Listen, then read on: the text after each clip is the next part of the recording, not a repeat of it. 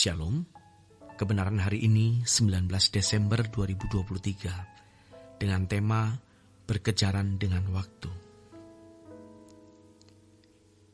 Bapak Ibu Saudara yang dikasihi oleh Tuhan, dalam Yeremia 18 ayat 1-6, Tuhan sedang mengumpamakan dirinya sebagai seorang tukang periuk dan kita sebagai tanah liat. Tanah liat itu berharga, betul, selama masih bisa dibentuk menjadi bejana. Tetapi kalau tanah liat sudah mengeras, tidak akan bisa jadi apa-apa. Sudah tidak terbentuk lagi, sama sekali tidak berguna. Seperti adukan semen, kalau masih basah, gampang diukir. Tetapi kalau sudah kering, tidak bisa diukir. Kalau masih basah, pakai tangan juga bisa. Tetapi kalau sudah kering, pakai besi juga belum tentu mudah. Jadi ini penting. Maka jangan menunda. Selagi masih punya kesempatan berubah, kita harus berubah. Kita sedang berkejar-kejaran dengan waktu. Jangan sampai waktu kita tersita oleh ambisi, keinginan-keinginan untuk memiliki hal-hal duniawi atau memuaskan nafsu-nafsu daging kita. Ibrani 12 ayat 16. Janganlah ada orang yang menjadi cabul. Cabul di sini tidak harus cabul seks secara fisik. Cabul di sini berarti percintaan dunia. Atau yang mempunyai nafsu yang rendah seperti Esau yang menjual hak kesulungannya untuk sepiring makanan. Sebab kamu tahu bahwa kemudian ketika ia hendak menerima berkat itu, ia ditolak. Sebab ia tidak beroleh kesempatan untuk memperbaiki kesalahannya. Esau tidak mendapat kesempatan lagi karena dia tidak jauh-jauh hari belajar menjadi anak yang dengar-dengaran bagi orang tuanya, sehingga ia menjadi rusak. Dia memandang rendah hak kesulungannya dan menukarnya dengan semangkuk makanan.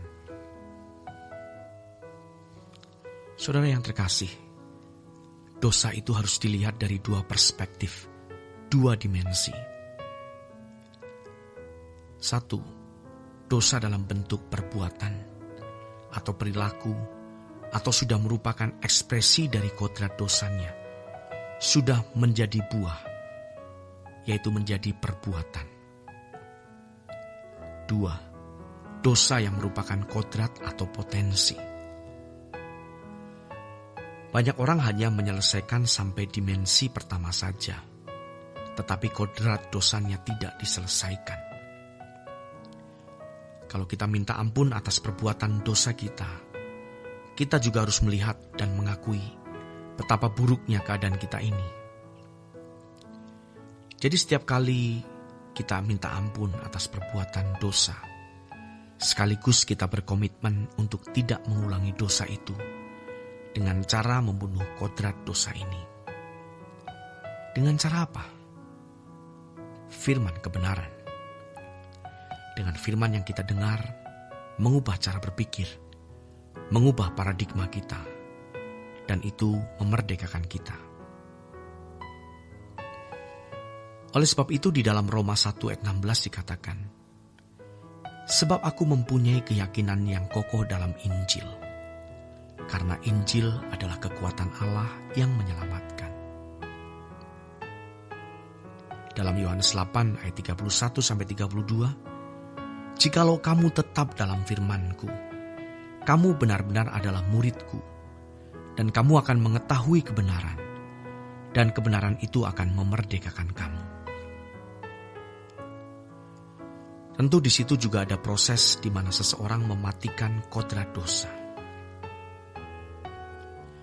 Kalau kita memiliki kodrat, misalnya temperamental, mudah marah, maka ketika kita melakukan kesalahan, kita mengakui dosa itu, kodrat dosa kita pun harus diakui.